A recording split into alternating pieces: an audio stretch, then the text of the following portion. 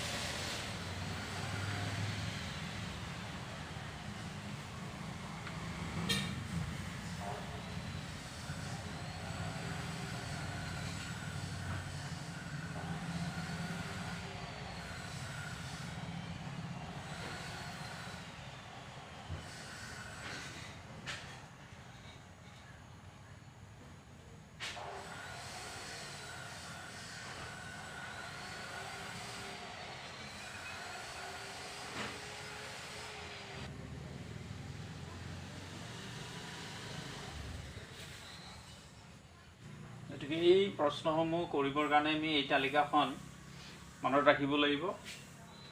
দশমিক যিটো বিন্দু আছে, এইটো দশমিক বিন্দুটো দশমিক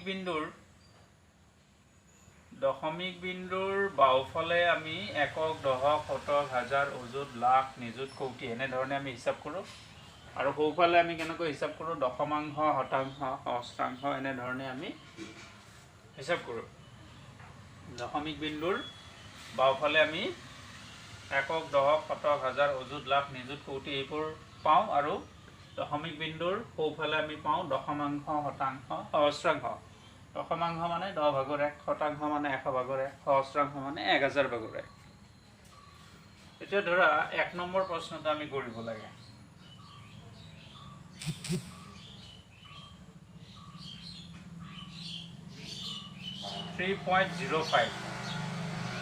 এই সংখ্যাটো আমি যেতিয়া বিস্তৃত ৰূপত লিখিম তেতিয়া আমি ইয়াক, এইটো আছে দশমিকটো, এইটো দশমিকৰ বাওঁফালে এইটো এককৰ ঘৰত 3 আছে। এককৰ ঘৰ বুলি কওঁতে 1 পূৰণ হ'ব। তাৰপিছত প্লাছ এইটো 0 কাৰ ঘৰত আছে, দশমিকৰ ঠিক পিছৰ ঘৰটো কি নাম, দশমাংশ। গতিকে 0 পূৰণ দশমাংশৰ ঘৰত থাকিলে আমি 10/1 পূৰণ কৰিম। তাৰপিছত আকৌ এটা যোগ চিন দিলোঁ। দ্বিতীয় সংখ্যাটো আছে 5। তো দশমিকৰ পিছত দ্বিতীয় ঘৰটো চোৱা, শতাংশ। গতিকে এইটো শতাংশ হোৱাৰ কাৰণে 5ৰ লগত পূৰণ কৰিব লাগিব 100/1। গতিকে আমি একৰ প্ৰশ্নবোৰৰ উত্তৰ কৰিবৰ কাৰণে এই তালিকাখন আমি মনত ৰাখিব লাগিব। 2 নম্বৰ আছে 30.5। ইয়াত আমি দশমিকৰ বাওঁফালৰ সংখ্যাবোৰ চাওঁ। 0 টকাৰ ঘৰত আছে এককৰ ঘৰত, 3 টকাৰ ঘৰত আছে দশকৰ ঘৰত, অৰ্থাৎ 3 পূৰণ কি লিখিম, 10, যিহেতু দশকৰ ঘৰত আছে।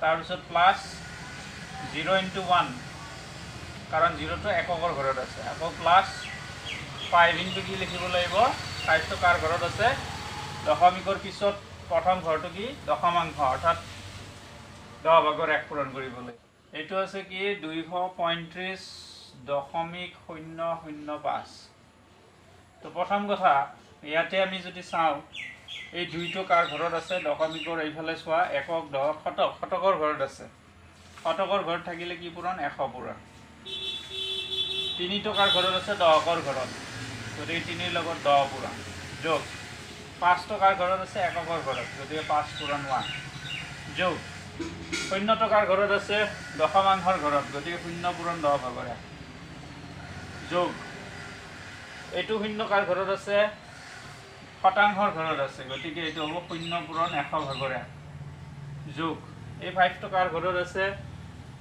দশমাংশ শতাংশ সহস্ৰাংশ 3 নম্বৰ ঘৰটো অৰ্থাৎ 5 টো আছে সহস্ৰাংশৰ ঘৰত গতিকে 5 ৰ লগত কি পূৰণ কৰিম 1000 ভাগৰ 1 পূৰণ কৰিম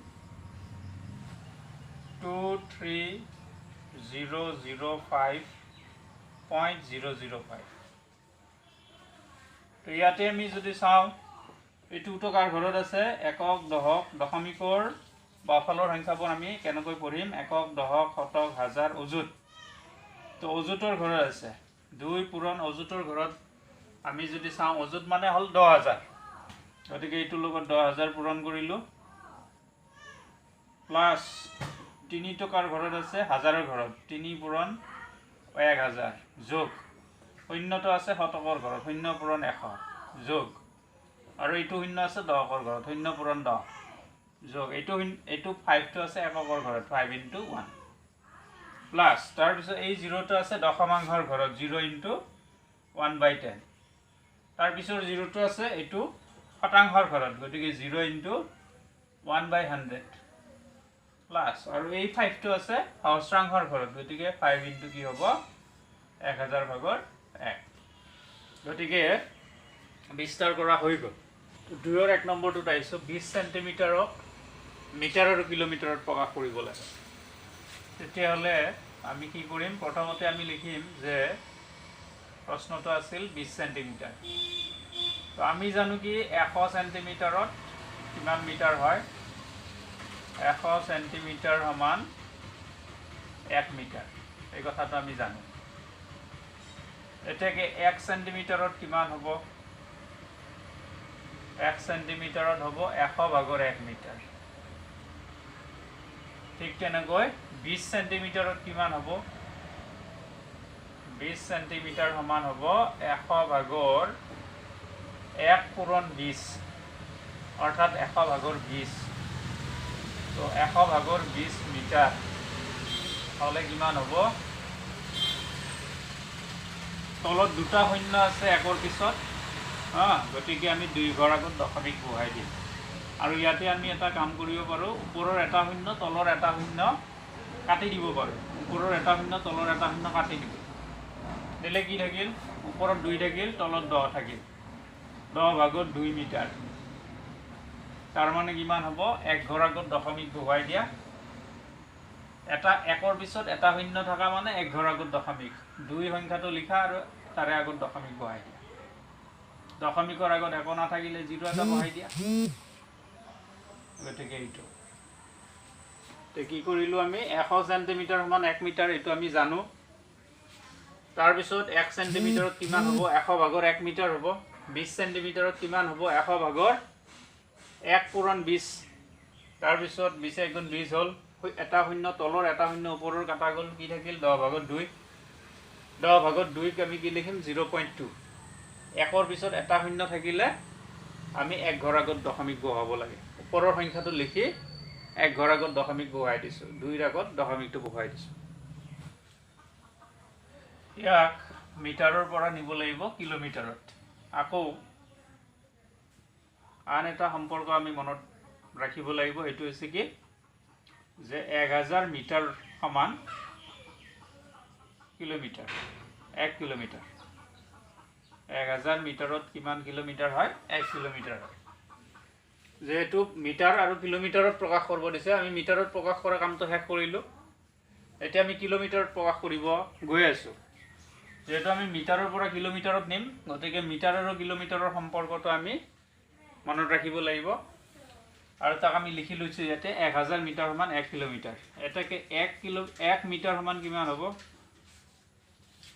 1000 ভাগৰ 1 কিলোমিটাৰ। ঠিক তেনেকৈ 0.2 মিটাৰ মানে কিমান হ'ব? 1000 ভাগৰ 1 পূৰণ 0.2, অৰ্থাৎ 1000 ভাগৰ 1 আৰু এইটো পূৰণ কৰিলে সিমানেই হ'ব 0.2 কিলোমিটাৰ। এতিয়া আমি চোৱা তলত কেইটা শূন্য আছে? 1ৰ পিছত 3টা শূন্য আছে, গতিকে ওপৰৰ সংখ্যাটোত আমি 3 ঘৰ আগত দশমিক বহুৱাম। অলৰেডি সংখ্যাটোৰ আগত 1 ঘৰ আগত দশমিক আছে, অলৰেডি 1 ঘৰ আগত দশমিক আছে, আৰু 1ৰ পিছত 3টা শূন্য আছে কাৰণে 3 ঘৰ আৰু আগুৱাব দশমিকটো, গতিকে কেই ঘৰ আগুৱাব? মুঠ 4 ঘৰ আগত দশমিক বহিব। ঠিক আছে, গতিকে সংখ্যাটো আমি লিখি ল'লোঁ 2। 4 ঘৰ হ'ব লাগিলে এইটো আমাৰ এটা ঘৰ হ'ল, এটা শূন্য দিলোঁ 2 ঘৰ হ'ল, আৰু এটা শূন্য দিলোঁ 3 ঘৰ হ'ল, আৰু এটা শূন্য দিলোঁ 4 ঘৰ, 1 2 3 4।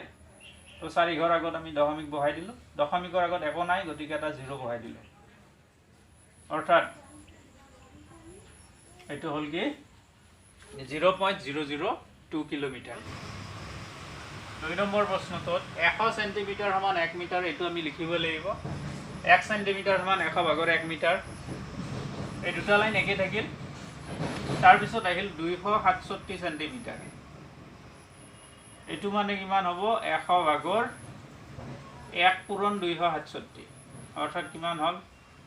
267 হ'ল ইমান মিটাৰ। এতিয়া ইয়াতে যদি আমি সংখ্যাটো চাওঁ, ওপৰত আৰু শূন্য নাই, কাটাকাটি কৰিব নোৱাৰি, তেতিয়াহ'লে আমি কি কৰোঁ? ওপৰৰ সংখ্যাটো প্ৰথমতে লিখি ল'ম মই। কি আছে সংখ্যাটো? 267, আৰু এককটো কি আছে? মিটাৰ। 1ৰ পিছত কেইটা শূন্য আছে? ইয়াতে 2টা শূন্য আছে, গতিকে আমি 2 ঘৰ আগত দশমিক বহাম। 2 ঘৰ, 1 ঘৰ 2 ঘৰ আগত দশমিক বহাই দিয়া, অৰ্থাৎ সংখ্যাটো কিমান হ'ল? 2.67 মিটাৰ। 1000 মিটাৰ সমান 1 কিলোমিটাৰ। 1000 মিটাৰ সমান 1 কিলোমিটাৰ। এটাকে 1 মিটাৰ সমান 1000 ভাগৰ 1 কিলোমিটাৰ। এটাকে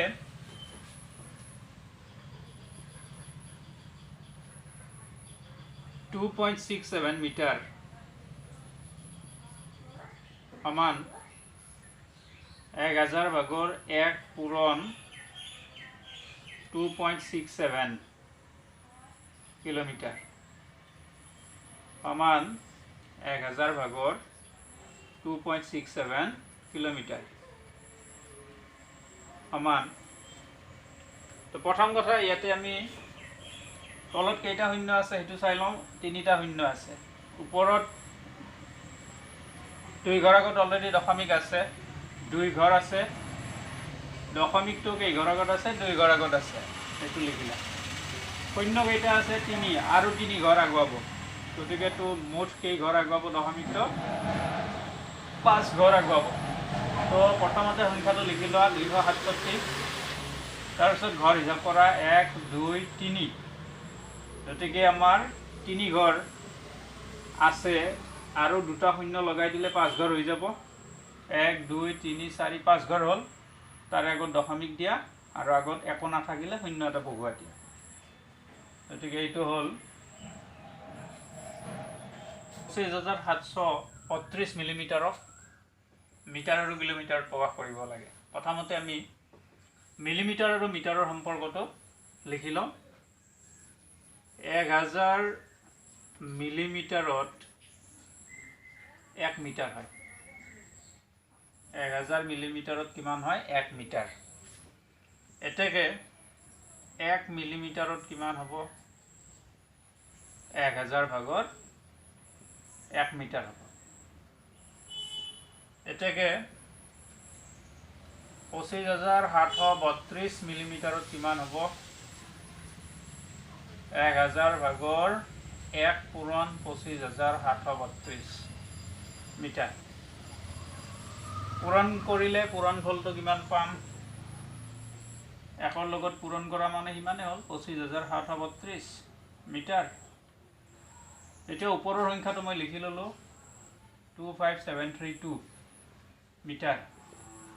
দশমিক কেই ঘৰ আগত বহুৱাম? 1ৰ পিছত কেইটা শূন্য আছে? 3টা শূন্য আছে, গতিকে এককৰ ফালৰ পৰা হিচাপ কৰি 3 ঘৰ আগত দশমিক বহুৱাই দিবা।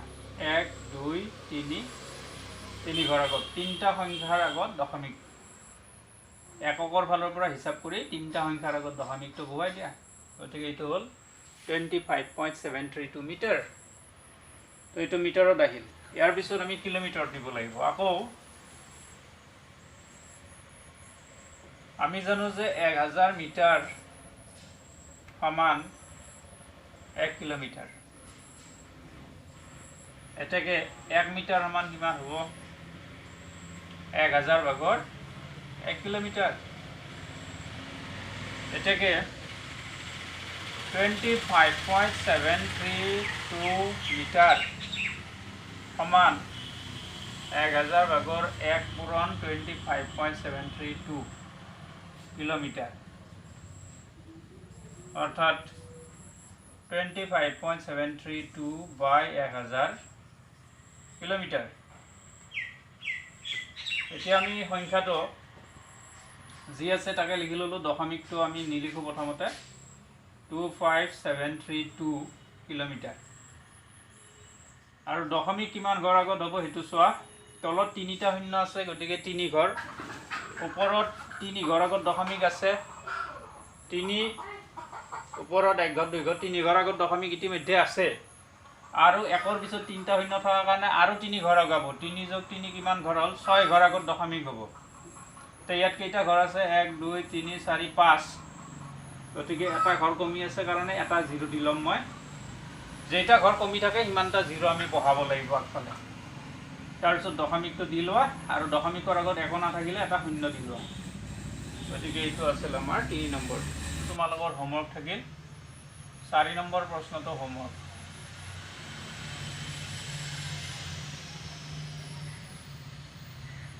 এইটো তোমালোকে চেষ্টা কৰিবা।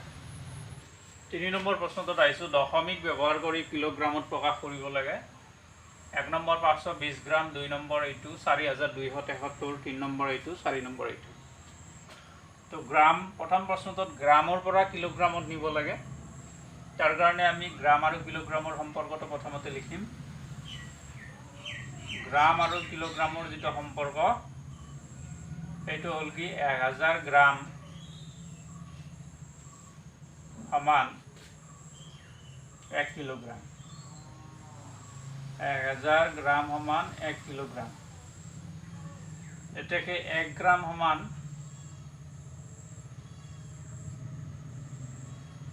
1000 ভাগৰ 1 কিলোগ্ৰাম। 1000 গ্ৰামত 1 কিলোগ্ৰাম হয়। 1 গ্ৰামত কিমান হ'ব? 1000 ভাগৰ 1 ভাগ হ'ব। এতেকে 520 গ্ৰামত কিমান হ'ব? 520 গ্ৰাম সমান 1000 ভাগৰ 1 পূৰণ 520 কিলোগ্ৰাম।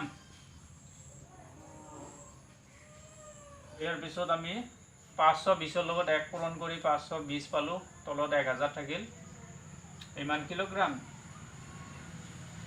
তাৰপিছত ওপৰৰ এটা শূন্য, তলৰ এটা শূন্য কাটা গ'ল। তল আৰু ওপৰত মানে লব আৰু হৰত যদি সমান সমান ঘৰ শূন্য থাকে শেষৰ ফালৰ শূন্যবোৰহে কাটিব পাৰি। গতিকে ওপৰৰ লবৰ এটা শূন্য, তলৰ হৰৰ এটা শূন্য আমি কাটি দিছোঁ। ইয়াৰ পিছত কি থাকিল? ওপৰত থাকিল 52, তলত থাকিল 100। এককটো আছে কিলোগ্ৰাম। তো 1ৰ পিছত 2টা শূন্য আছে মানে 2 ঘৰ আগত দশমিক বহিব। লবটো আমি লিখি ল'লোঁ। তাৰপিছত 2 ঘৰ হিচাপ কৰি দিয়া, 1 ঘৰ 2 ঘৰ, তাৰ আগত দশমিক বহাই দিয়া। দশমিকৰ আগত একো নাথাকিলে 0 দিবা। গতিকে এইটো আছিল আমাৰ 1 নম্বৰ প্ৰশ্নটো 0.52 কিলোগ্ৰাম। 2 নম্বৰ প্ৰশ্নটোত আমি আমাৰ এই দুটা লাইন একে থাকিব। 2 নম্বৰ প্ৰশ্নটোৰ কাৰণে এই দুটা লাইন একে থাকিব, খালি এইটো আমাৰ চেঞ্জ হ'ব, এইখিনি আমাৰ সলনি হ'ব।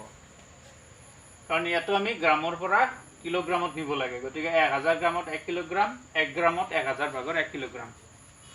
এতেকে 4273 গ্ৰামত কিমান হ'ব? 1000 ভাগৰ 1 পূৰণ 4273 কিলোগ্ৰাম। তাৰপিছত পূৰণ কৰিলে পূৰণফল হ'ব ওপৰত 4273, তলত 1000। এতিয়া আমি লবটো যি আছে তাকে লিখি ল'লোঁ 4273, এককটো লিখি ল'লোঁ কিলোগ্ৰাম। এতিয়া এই সংখ্যাটোত আমি কেইঘৰ আগত দশমিক বহুৱাম? একৰ পিছত কেইটা শূন্য আছে? 1 2 3, অৰ্থাৎ 3 ঘৰ আগত দশমিক 1 2 3, এককৰ ফালৰ পৰা 3 ঘৰ হিচাপ কৰি দশমিক বহুৱাই দিয়া। 4.273 কিলোগ্ৰাম। 3 নম্বৰ প্ৰশ্নটোত এইটো আমি চেণ্টিগ্ৰামৰ পৰা কিলোগ্ৰামত নিব লাগে। প্ৰথম কথা আমি চেণ্টিগ্ৰামৰ পৰা গ্ৰামত লৈ যাম। তাৰ কাৰণে আমি চেণ্টিগ্ৰাম আৰু গ্ৰামৰ সম্পৰ্কটো ব্যৱহাৰ কৰিলোঁ। 100 চেণ্টিগ্ৰামত 1 গ্ৰাম। এতেকে 1 চেণ্টিগ্ৰামত কিমান হ'ব? 100 ভাগৰ 1 গ্ৰাম হ'ব। ঠিক তেনেকৈ 692050 চেণ্টিগ্ৰামত কিমান হ'ব? 100 ভাগৰ 1 পূৰণ 692050 গ্ৰাম। তাৰপিছত পূৰণফলটো হ'ব 100 ভাগৰ 692050 গ্ৰাম। ওপৰৰ এটা শূন্য, তলৰ এটা শূন্য কাটা গ'ল। কি থাকিল? ওপৰত থাকিল সংখ্যাটো 69205 গ্ৰাম, কিন্তু তলত এটা শূন্য আছে, গতিকে 1 ঘৰ আগত দশমিক বহুৱাব লাগিব। গতিকে ইয়াত আমি দশমিকটো বহুৱাই দিছোঁ। গতিকে প্ৰথম কথা চেণ্টিগ্ৰামৰ পৰা গ্ৰামত আনিলোঁ। এইবাৰ আমি গ্ৰামৰ পৰা কিলোগ্ৰামত নিম। তো আকৌ আমি লিখিম 1000 গ্ৰাম সমান 1 কিলোগ্ৰাম। এটাকে 1 গ্ৰাম সমান 1000 ভাগৰ 1 কিলোগ্ৰাম। এটাকে 6920.5 গ্ৰাম সমান 1000 ভাগৰ 1 পূৰণ 6920.5 কিলোগ্ৰাম। তো এইটো একৰ লগত পূৰণ হ'ল। তাৰপিছত পূৰণফলটো কিমান হ'ব? সিমানেই হ'ব 6920.5, তলত 1000 কিলোগ্ৰাম। ইয়াৰ পিছত কি কৰিব লাগিব? দশমিকটো আমি 3 ঘৰ, একৰ পিছত 3টা শূন্য আছে, গতিকে দশমিকটো 3 ঘৰ আগত হ'ব। অলৰেডি ইয়াতে 1 ঘৰ আগত আছে, তো 3 ঘৰ যোগ 1 ঘৰ 4 ঘৰ আগত দশমিক হ'ব। সংখ্যাটো আমি লিখি ল'লোঁ। তাৰপিছত 4 ঘৰ 1 2 3 4 ইয়াতে হিচাপ কৰি দশমিক বহাই দিওঁ। গতিকে এইটো আছিল আমাৰ 3 নম্বৰ প্ৰশ্নটোৰ উত্তৰ, 6.9205 কিলোগ্ৰাম। আমি আহিছোঁ 4 নম্বৰ প্ৰশ্নটোত। 4টোৰ মই তোমালোকক এটা অংশ কৰি দিছোঁ, আনটো অংশ তোমালোকে কৰিবা। 2 কিলোগ্ৰাম 5 গ্ৰাম আছে। প্ৰথম কথা ইয়াক মই গ্ৰামত লৈ যাওঁ। 2 কিলোগ্ৰামক আমি কি লিখিব পাৰোঁ?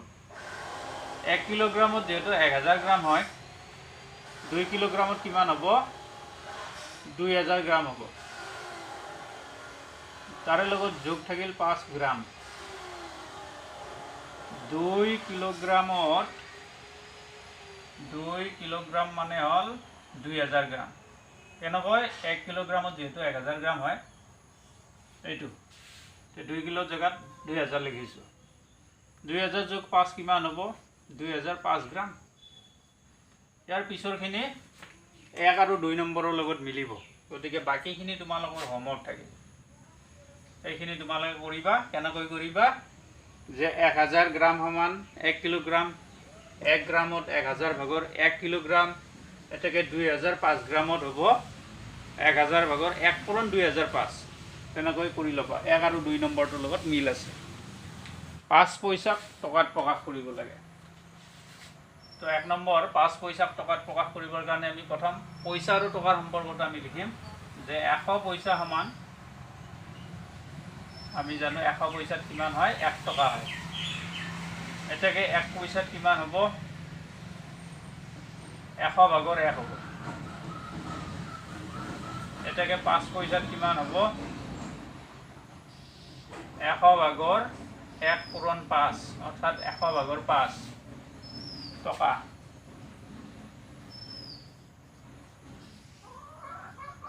গতিকে 1ৰ পিছত দুটা শূন্য আছে 2 ঘৰ আগত দশমিক হ'ব লবটো আমি লিখি ললো 5 টকাটো লিখি ললো 2 ঘৰ আগত দশমিক ইয়াতে আছে 1 ঘৰ গতিকে আনটো ঘৰ নাই নাই মানে 0 এটা দি লম আৰু আগত দশমিক দিম দশমিকৰ আগত 1 নাথাকিলে শূন্য এটা দিম গতিকে এইটো হ'ল 0.05 টকা 1 নম্বৰটো হৈ গ'ল ঠিক তেনেকৈ 2 নম্বৰটোত আহিছোঁ আমি 2 নম্বৰ